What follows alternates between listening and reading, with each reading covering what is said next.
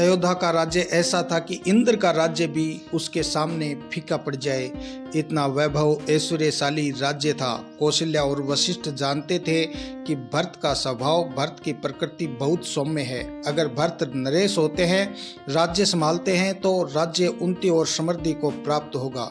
इसलिए माता कौशल्या ने अनेक तर्क भरत को दिए। कहा कि हमको मालूम है कि तुम्हें राज्य नहीं चाहिए, लेकिन राज्य को तुम्हारी आवश्यकता है, यह कर्तव्य की मांग है।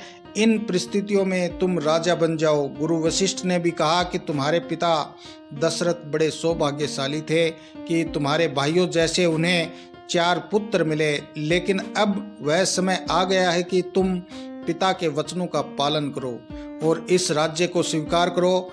भरत को राज्य मिला, लेकिन उसका मन श्री राम के चरणों में समर्पित था, इसलिए उन्हें संसार आसक्त नहीं कर सकता था।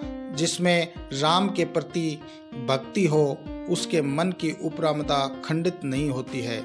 14 वर्षों के लिए भगवान श्री राम जब वन गमन गए, इन वर्षों में भरत कभी सिंहासन पर नहीं बैठे, बल्कि वहां भगवान राम की चरण पादुकाओं को रखा।